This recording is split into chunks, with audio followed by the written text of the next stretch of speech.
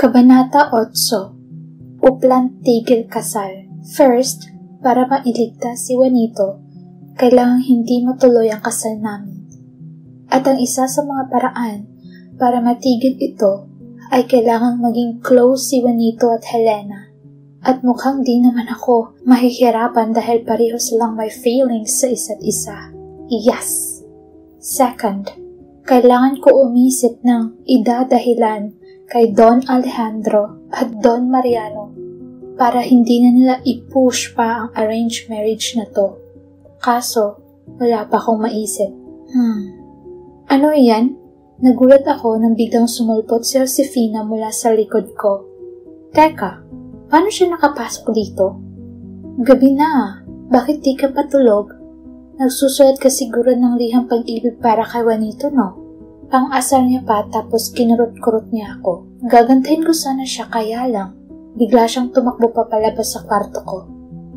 Nasalahi talaga siguro namin ang mangulit sa kapatid. Binasa ko ulit yung sinulat ko sa diary na uplan tigil kasal. Kailangan smooth ang mga plano para matapos agad lahat ng to. Kinabukasan, pagkatapos namin mag-breakfast, pumunta ako sa library ng bahay.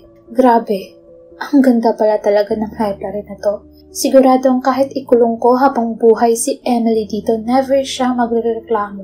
Kumuha ako ng isang libro sa shelves at binuklak yun. Oh my, di ako marunong magbasa ng Spanish. Heist. Natapos mo na ba ang lahat ng librong binabasa mo, anak? Nagulat ako nang biglang sumulpot si Doña Soledad, si Ina, sa likod ko. Agad kong sinara yung book at binalik sa shelves. Opo? Sagot ko na lang. Nagbawa ko sa kanya at lalabas na sana sa library dahil ayokong matrap na naman sa conversation tungkol sa mga hilig ng totoong Carmelita tapos wala akong masabi. Sandali anak, gusto ko sanang makausap ka pa ng matagal, sabi pa ni Doña Soledad. Tumangon na lang ako at bumalik ulit sa kinatatayuan ko kanina. Halika, may ipapakita ko sa'yo. Dagdag pa niya sabay hawak sa kamay ko. Naglakad kami papunta sa pinakagitnang shelves ng mga libro at sa tapat noon may mesa na mahaba at puno din ng libro. Dumating ang Tia Rosario niyo kahapon galing Espanya at may pinadala siyang mga pasalubong para sa atin. Ayon sa kanya, para sa iyo daw lahat ng to. Sabi ni Doña Soledad sabay turo sa kinaroroonan ng 12-12 libro na nasa ibabaw ng mesa. Oh shucks, ang daming libro. At dahil dyan, ang dami ding problema. Hindi ako mahilig magbasa at higit sa lahat, hindi ako marunong magbasa ng Spanish. Magbabaliw na talaga ata ako. Hindi ka ba nagagala, Carmelita? Ha? Wow! Paborito ko ang lahat ng to. Sagot ko na lang habang nakangiti ng todo at niyakap ko pa yung mga libro. Natawa naman si Doña Soledad. Siyempre naman, alam naming lahat, lalo na ng iyong tiya, kung gaano mo kamahal ang pagbabasa, tugon pa ni Doña Soledad. Pupuntahan ko lang po si Tia Rosario para magpasalamat.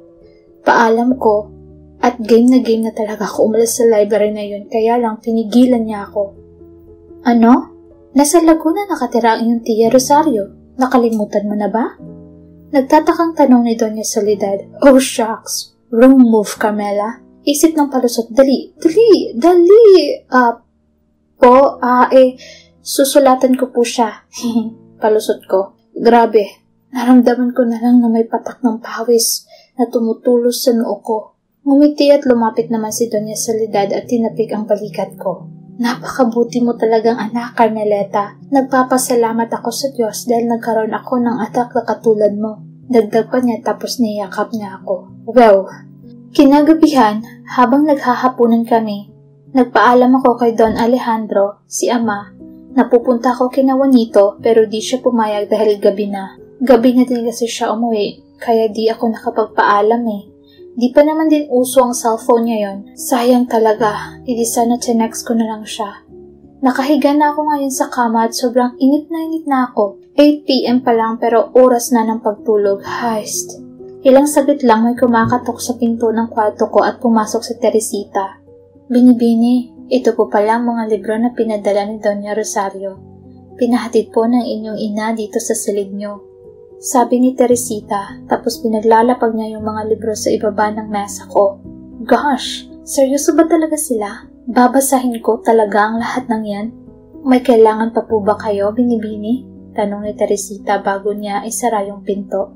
Hindi ko alam pero parang biglang may brilliant idea ang pumasok sa utak ko. Yeah! Binibini Carmelita, sigurado po ba kayo dito? Bulong ni Teresita na halatang kinakabahan. Nandito kami ngayon sa tapat ng bintana ng kwarto ni Juanito.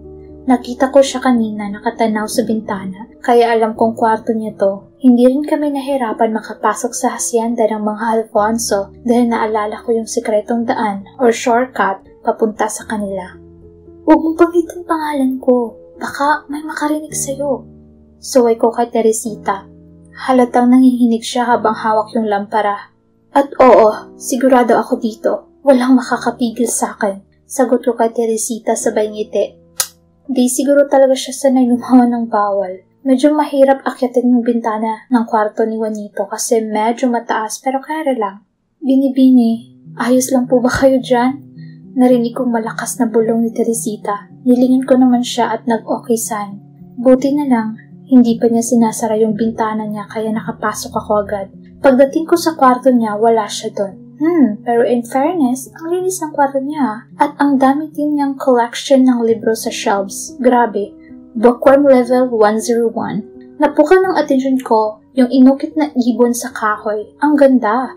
Parang ganito yung mga nakikita ko sa mga souvenir shops. Sino ka? Nagulat ako nang biglang nagsalita si Juanito mula sa likuran ko. Sandali, huwag kang lilingon. Sigaw niya pa, OMG. Parang napanood ko na to Parang horror film ang peg. At dahil pasaway ako, lumingon ako. Oh my gosh! Nakatopless siya! May towel lang na nakabalot sa pang-ibaba niya. OMG! Kaya siguro ayaw niya akong palingonin kasi nakahubad siya. Mukhang kakatapos niya ilang maligo. Basa pa yung buhok niya. Carmelita? Gulat niyang tanong. At mukhang naistatwa na siya ngayon sa kinatatayuan niya. Paano ka nakapasok dito? Di na niya natapos ni sasabihin niya dahil na-realize niya na nakahubad pa pala siya at nagmamadali siyang nagbihis. Yun ba? Dumaan ako sa bintana. Sagot ko sabay turo dun sa bintana niya. Di naman siya ngayon magkamayaw sa pagbibihis. Tapos agad niyang nilock yung pinto at tumakbo siya papunta dun sa bintana at sinara yun. Ayos ka lang ba? Paano kung nahulog ka sa bintana? Seryoso niyang sabi pero mas mahina na. Kaya ko naman umakyat, sagot ko na lang sabay cross arms. Ano bang ginagawa mo dito? Baka mahuli ka nila ama. Paano ka nakatakas sa inyo? Imposibleng payagan ka ni Don Alejandro. Gabi na. Sunod-sunod niyang tanong. Nasubrahan ata to sa kape. Masyadong nervyoso. Hey, chill ka lang, sabi ko sa kanya at hinawakan ang magkabilang balikat niya. Mas lalong nanlaki ang mga mata niya at napatingin siya sa kamay ko na nasa balikat niya. Gosh, oo nga pala, hindi ko dapat siya basta-basta hawakan. At dahil doon, binitawan ko na siya at naglakad-lakad na lang ako palibot sa kwarto niya. Una, kaya ako nandito dahil may importante akong sasabihin sa'yo. Pangalawa, hindi ako mahuhuli ng tatay mo dahil magaling ako. At pangatlo, sabi nga nila, kung gusto, palaging merong paraan. Kaya nagawan ko ng paraan makatakas sa amin. Sagot ko sa kanya, tapos umupo ako sa kama niya. Ano ba yung sasabihin mo? Bakit hindi mo nalang pinagpabukas? Tanong niya. Medyo kumalma naman na siya ngayon. Kailangan mo nang malaman. Ayokong masayang ang oras at hindi rin ako makatulog. Ang aga pa kaya? Tapos sobrang nakakainip pa sa bahay. Reklamo ko pa sa kanya. Humiga ako sa kama niya. Medyo sumakit yung likod ko sa pag-akyat kanina. Pagtingin ko kay Juanito, parang naistatwa naman siya ngayon sa kinatatayuan niya habang nakatingin sa akin. Napaupo naman ako ulit. Baka nandidiri siya kasi ang dumi ng paa ko. Arte naman ito? Di kaya, oh shucks! Gosh, bakit ko ba nakalimutan na nasa Spanish era pala ako? Oh my gosh, mawiwirduhan na sa akin si Juanito nito. Agad akong napatayo sa kama niya, OMG. Baka iniisip niya ngayon na inaakit ko siya. Ipagpaumanhin niyo po, Ginoo, ang aking inasal. Nakainom lang po ako ngayong gabi. Palusot ko na lang habang nakabaw sa kanya. Nagulat naman ako nang bigla siyang lumapit sa akin. As in, ang lapit talaga. Hindi ka naman amoy alak, narinig kong sabi niya. Oh gosh, inamoy niya pala ako. Teka, hindi pa ako naliligo ngayong gabi. Oh noes. Konti lang naman po, Ginoo. Sagot ko na lang, tapos humakbang ako paatras habang nakabaw pa din. Pero napatigil ako nang bumangga ako sa shelves niya. Oh, nabasa mo din pala yung No Limitang Here at El Filibusterismo? Pagsisegue ko sa usapan namin.